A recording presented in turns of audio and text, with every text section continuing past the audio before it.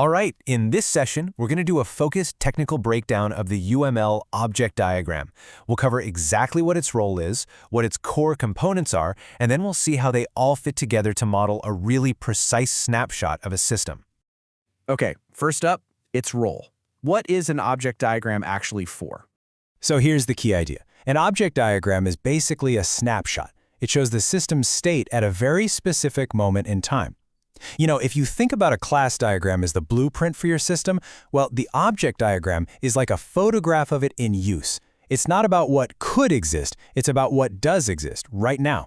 It shows you the actual objects and how they're connected at one single frozen instant. So why would you use this? Well, there are a couple of major use cases. First, it's about clarity. You can take a really abstract class diagram and make it concrete with some tangible examples, which just makes it easier to understand. And second, and this is crucial, it's about validation. You can use it to test your logic. You can say, okay, what if I have this specific data, and see if your class model actually works the way you think it should. All right, let's move on to the fundamental building block of these diagrams, the object instance itself.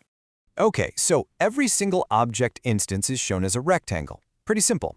And you'll see it split into two main sections, or compartments. The top one is for the name, and the bottom one is for the attributes. Now, that top compartment has a really specific syntax you have to follow. It's object identifier, a colon, and then the class name. Pay close attention to the casing here. The identifier is always lower camel case, and the class name is upper camel case. And here's the part people sometimes forget. The entire line has to be underlined. That's not optional, it's part of the UML standard. The second compartment, the attribute compartment, this is where we define the object's state. And the key thing here is that we're not just listing potential attributes, we're showing the actual values they have at this exact moment in time. So you'll see something like balance equals $300.00. That's what makes this a concrete snapshot. Now, the notation does give you a little bit of flexibility, which is nice. You don't always have to write out every single detail. For instance, if the class name is super obvious from the context, you can leave it out. Or if you want to show an anonymous object, meaning you don't care about its specific identifier, you can just show the class name with a colon in front of it. Okay, so we have objects, but they don't just float around by themselves, right? They're connected. So let's talk about the component that defines those connections, the link. All right, so the line connecting two objects is called a link. It's just a solid line.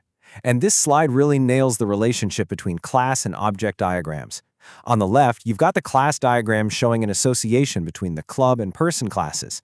Then, on the right, you see the object diagram where the link between the actual book club object and the gym object is a direct, concrete instance of that association. And that brings us to the absolute core principle here. Links instantiate associations. I'll say that again. Links instantiate associations. What that means is a link isn't just some random line you draw. It's a real-world example of an association you've already defined. So the rule is, if you have a link between two objects, there has to be a corresponding association between their classes back in your class diagram. No exception.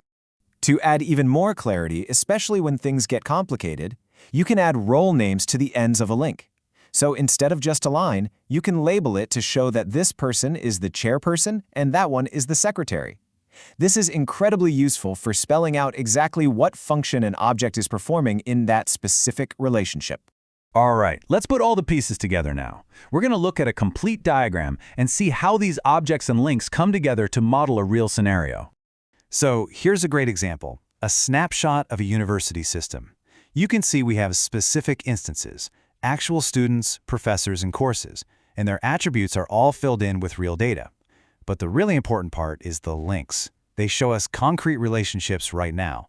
We can see exactly which student registers for which course, and which professor teaches it. So, looking at this, what does it actually tell us? Well, the beauty of this is that by just reading the diagram, we can pull out hard, unambiguous facts about the system's state. There's no guesswork. For example, right off the bat, we can see that Student 1, John Smith, is registered for Course 2, Calculus 2, Fact. We can see Professor 1, Dr. James Wilson, teaches two courses, Intro to Programming and Data Structures. And look here, Student 2, Maria Garcia, is registered for both of those courses. These aren't maybes or possibilities. This is the ground truth of the system at the time of the snapshot. And this brings us to what is maybe the most powerful use of an object diagram: reasoning about change. So we can ask a question, right? What happens to the system if Maria Garcia drops Intro to Programming? Well, using this diagram as our baseline, we know exactly what to do. We just remove the link between the Student2 object and the Course1 object.